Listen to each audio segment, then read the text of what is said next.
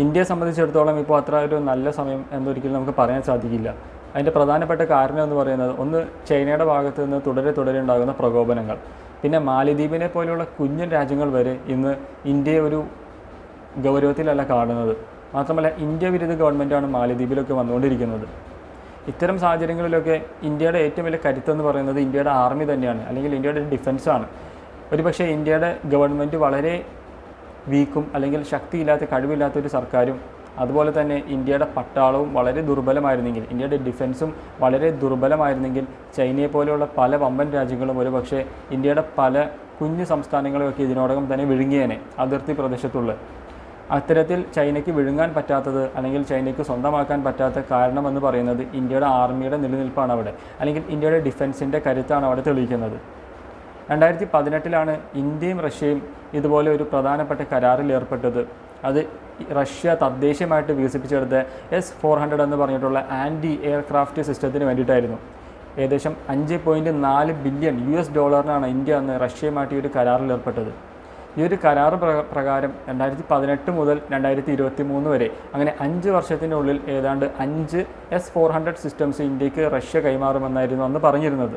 പക്ഷേ 2022 പെട്ടെന്ന് ഒട്ടും നനച്ചിരിക്കാത്ത ഒരു സമയത്താണ് റഷ്യയും യുക്രൈനും തമ്മിലൊരു യുദ്ധം പൊട്ടിപ്പുറപ്പെട്ടത്. ഇതിൻ്റെ തൊട്ട് പിന്നാലെ ഈ ഒരു ആയുധ കൈമാറ്റത്തിനെയും ഇത് സാരമായിട്ട് ബാധിച്ചു. ഇതിനോടകം തന്നെ 3 S-400 റഷ്യ ഇന്ത്യക്ക് കൈമാറിയിരുന്നു. പക്ഷേ എന്നാൽ ഇപ്പോഴും 2 കൈമാറാൻ സാധിച്ചിട്ടില്ല. ഇതിൻ്റെ പ്രധാന കാരണമെന്ന് പറയുന്നത് റഷ്യയ്ക്ക് മേൽ പല രാജ്യങ്ങൾ, യൂറോപ്യൻ രാജ്യങ്ങളായിക്കൊള്ളട്ടെ അതുപോലെ തന്നെ അമേരിക്ക, ഇവരൊക്കെ ഒത്തിരി ഉപരോധങ്ങൾ ഏർപ്പെടുത്തിയിട്ടുണ്ട്. റഷ്യൻ ഓയിലിന് ഏർപ്പെടുത്തിയ ഉപരോധം. അപ്പോൾ ഇത്തരത്തിൽ ആയുധ കൈമാറ്റത്തിനും ഈ ഉപരോധം ഒരു കാരണമാണ്. ഇപ്പോൾ ഏറ്റവും പുതിയ റിപ്പോർട്ടുകൾ പ്രകാരം 2025 അവസാനത്തോടുകൂടി ഇന്ത്യക്ക് 2 റിമൈനിങ് ആയിട്ടുള്ള S-400 സിസ്റ്റം കൂടി റഷ്യയുടെ ഭാഗത്ത് നിന്ന് കിട്ടുമെന്നാണ് അറിയാൻ സാധിക്കുന്നത്.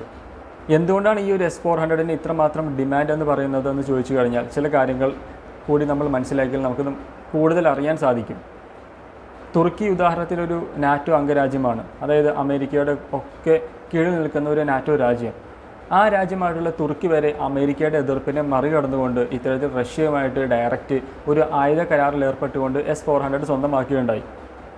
ഇതുപോലെ തന്നെ മറ്റ് പല രാജ്യങ്ങളും S-400 ഇതിനോടകം തന്നെ സ്വന്തമാക്കിയിട്ടുണ്ട്. ഇതിൻ്റെ പ്രധാനപ്പെട്ട ഒരു ഗുണമെന്ന് പറയുന്നത് ഈ S-400 സിസ്റ്റം നിങ്ങൾ ഭൂമിയിൽ ഇൻസ്റ്റാൾ ചെയ്തു കഴിഞ്ഞാൽ ഏതാണ്ട് 400 കിലോമീറ്റർ റേഡിയസിൽ അല്ലെങ്കിൽ ഒരു ദൂരപരിധിക്കുള്ളിൽ ശത്രു രാജ്യത്തു നിന്ന് വരുന്ന ഏതൊരു അറ്റാക്കിനെയും, അത് എയറിൽ കൂടി ആയിക്കൊള്ളട്ടെ, ഗ്രൗണ്ടിൽ കൂടി ആയിക്കൊള്ളട്ടെ, കടലിൽ കൂടി ആയിക്കൊള്ളട്ടെ, ഏതൊരു മിസൈൽ വന്നാലും അതിനെ പ്രതിരോധിക്കാൻ ഈ ഒരു S-400 സിസ്റ്റം കൊണ്ട് സാധിക്കും, അല്ലെങ്കിൽ ഇതൊരെണ്ണം ഇൻസ്റ്റാൾ ചെയ്ത് വെച്ച് കഴിഞ്ഞാൽ സാധിക്കും. ഇതാണ് ഡിഫൻസ് സെക്ടറിൽ ഇതിൻ്റെ ഒരു ഇമ്പോർട്ടൻസ് കൂടുതൽ ലഭിക്കുന്നതിൻ്റെ കാരണം.